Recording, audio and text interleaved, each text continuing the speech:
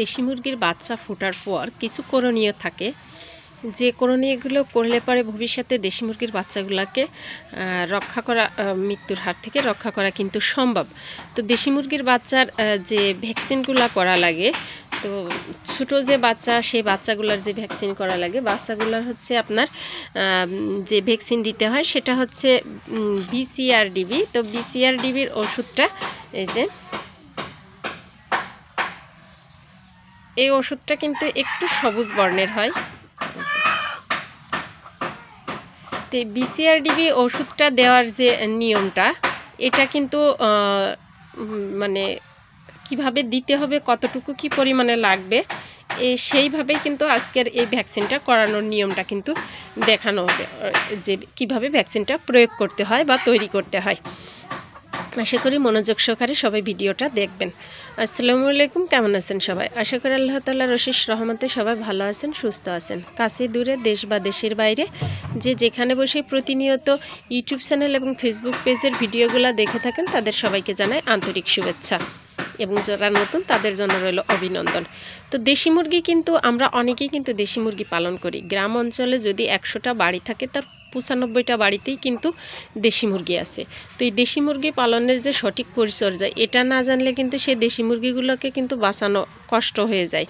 আর দেশি মুরগির বাচ্চা ফোটার পর যেগুলা করণীয় আছে, সেই করণীয়গুলোর ভেতরে আপনার ভ্যাকসিনটা কিন্তু বাচ্চাকে অবশ্যই দিতে হবে। বাচ্চা ফোটার পর যে 24 ঘন্টা পর বাচ্চাকে বের করতে হবে, বাচ্চাকে কোন ধরনের খাবার দিতে হবে বা কোন ধরনের খাবার দিলে প্রাথমিকভাবে বাচ্চাগুলোকে সুস্থ রাখা যাবে, এটা কিন্তু আমার পূর্বের ভিডিওতে দেওয়া ছিল। তো সেগুলোর বিস্তারিত আর বলতে চাচ্ছি না, চাইলে আপনারা পূর্বের ভিডিওটা দেখে নিতে পারেন। তো BCRDB যে ভ্যাকসিনটা, এটা মুরগির বাচ্চাকে দিতে হবে বাচ্চা ফোটার 5 থেকে 7 দিন এর মধ্যেই BCRDB যে ভ্যাকসিনটা, এটা কিন্তু দিতে হয়। তো এই ভ্যাকসিনটা দিলে যে মুরগির বাচ্চার কিন্তু রোগ আক্রান্ত হবে না, বা রানীক্ষেতের মতো যে ভাইরাসগুলো, যে রোগগুলো থাকে, এগুলা কিন্তু হবে না।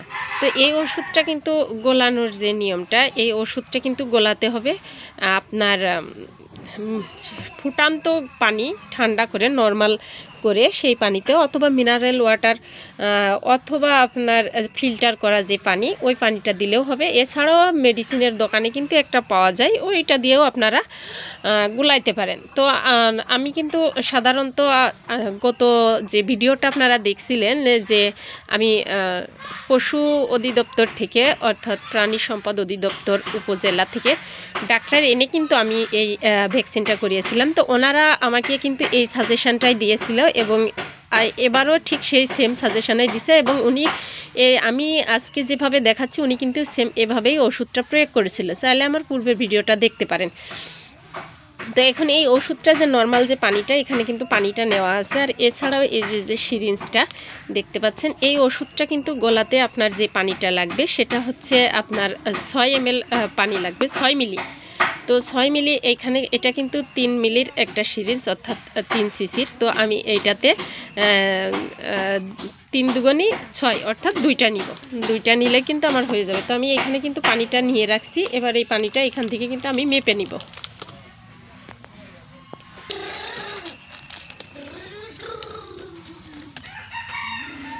এই যে সিরিঞ্জে কিন্তু এইখানে কিন্তু পরিমাপটা কিন্তু দেওয়াই আছে। তো এইটাতে কিন্তু আমি 2টা পানি দিব, 2 সিরিঞ্জ, তাহলে কিন্তু আমার 6 হয়ে যাবে।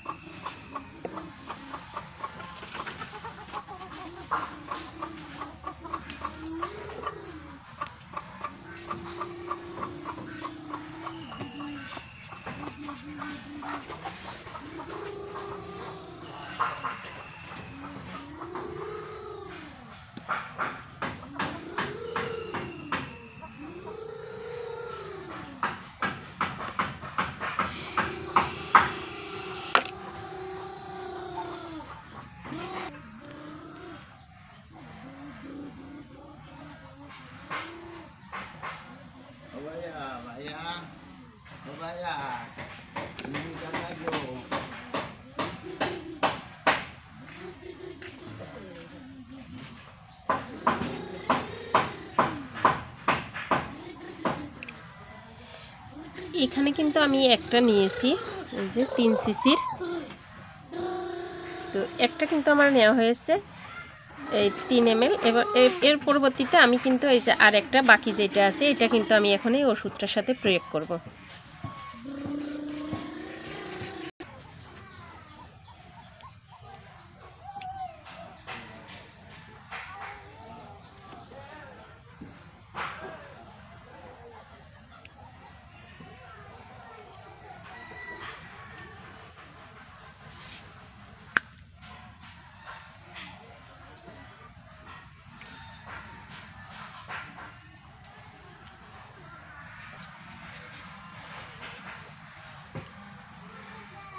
তোমরা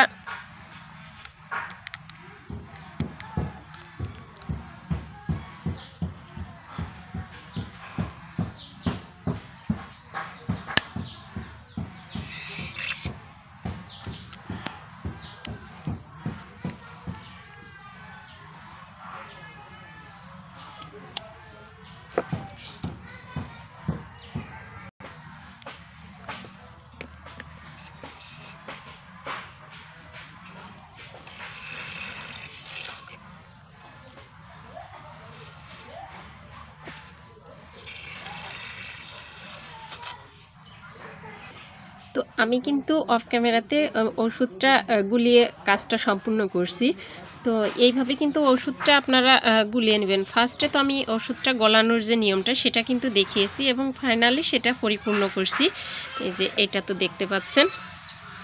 তো অফ ক্যামেরাতে গেলেও কিন্তু আমি প্রথম ধাপে যেভাবে ওষুধটা গোলাতে হবে সেটা কিন্তু আপনাদেরকে দেখিয়ে দিয়েছি।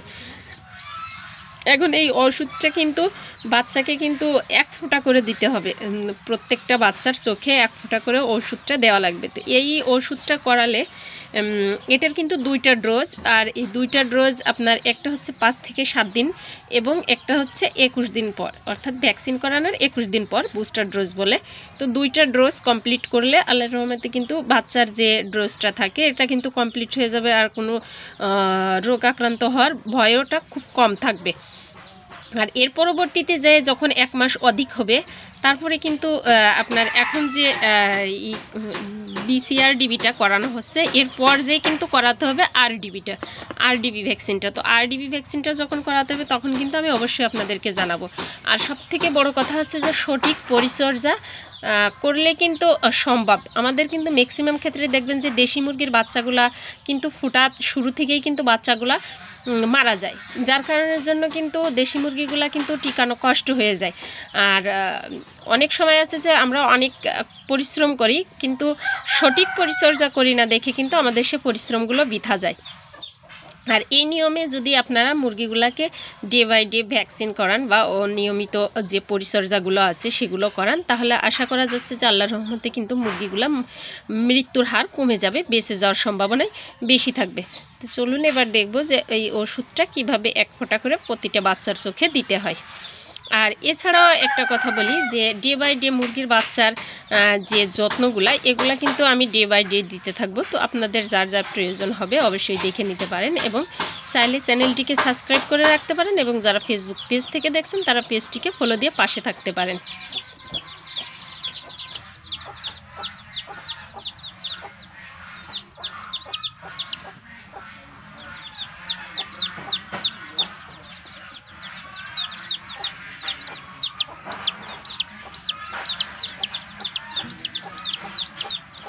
কি হয়েছে?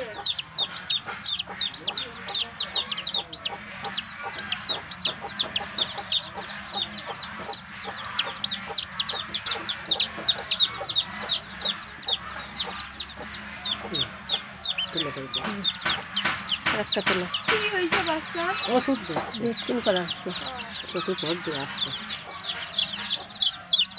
মুরগির দেশি মুরগির বাচ্চা? দেশি মুরগির বাচ্চা।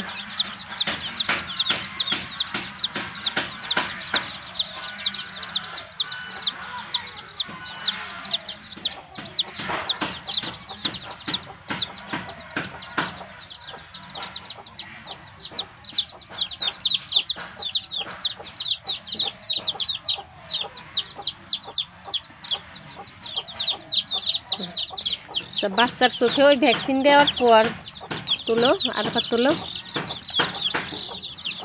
বাচ্চা যখন ঢোক গেলবে তখন ভাবতে হবে যে ওষুধটা পরিপূর্ণভাবে পৌঁছে গেছে।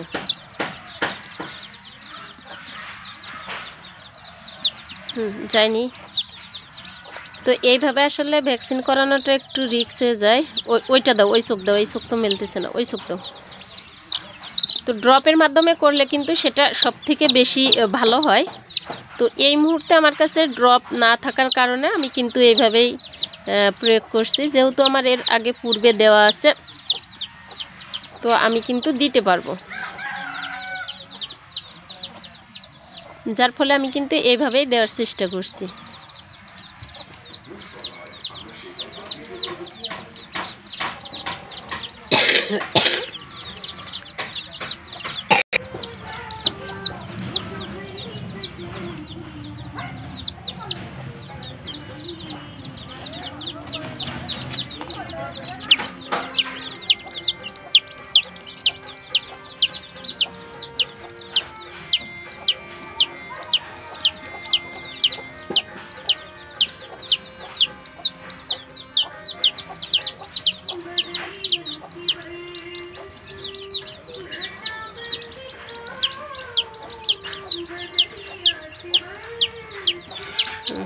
ছাড়ো।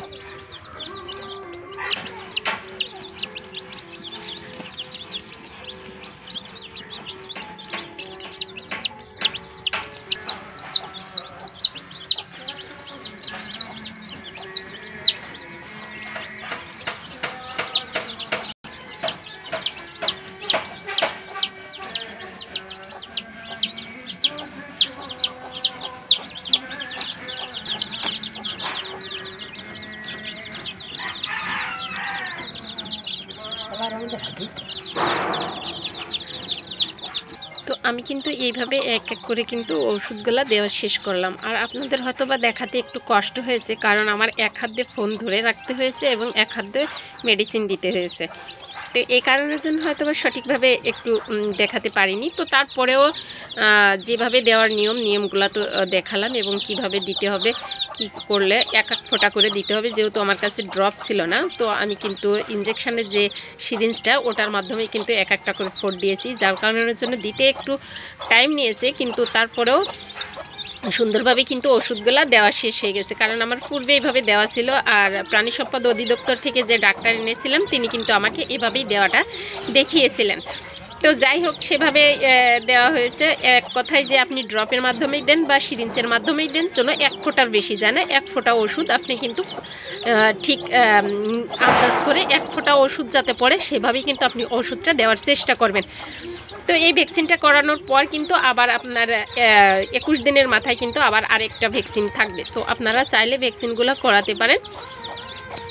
এবং মুরগির বাচ্চার যে সঠিক পরিচর্যা, এগুলা করলে আমার মনে হয় যে বাচ্চাগুলা কিন্তু বাঁচানো সম্ভব হয়। আর আমার বাচ্চাগুলা কিন্তু শীতে ফুটছে, মাশাআল্লাহ, দেখা যাক তবুও বাচ্চাগুলা বাঁচে কিনা। এখানে আমার 20টা বাচ্চা আছে। তো একটা ওষুধে কিন্তু আপনার একটা ওষুধ ভাঙলে 100টা মুরগির বাচ্চাকে কিন্তু দেওয়া যাবে। তো এখানে আমি যে 20টা দিয়েছি, আর বাকি ওষুধ যেটা আছে এটা আর আমার লাগবে না, এটা আমি কিন্তু ফেলে দিব। তো এই ওষুধটা আপনারা অনেকেই জানতে চাইছেন যে আপু ওষুধটা গলানোর কত ঘন্টা পর পর্যন্ত রাখা যায়। তো ওষুধটা গলানোর 2 ঘন্টা পর্যন্ত আপনারা ওষুধটা রাখে দিতে পারবেন, এবং এই ওষুধটা দিবেন হচ্ছে আপনারা রোদ্দুর ওঠার আগে। কোনো রোদ্দুরের তাপ যেন, সূর্যের আলো যেন না লাগে, সেই অবস্থাতে আপনারা ওষুধটা দেওয়ার চেষ্টা করবেন, অর্থাৎ সকাল টাইমে আপনারা এই ভ্যাকসিনটা করানোর চেষ্টা করবেন। তো দেখা হবে অন্য কোনো ভিডিওতে। সে পর্যন্ত সবাই ভালো থাকবেন, সুস্থ থাকবেন। আল্লাহ হাফিজ।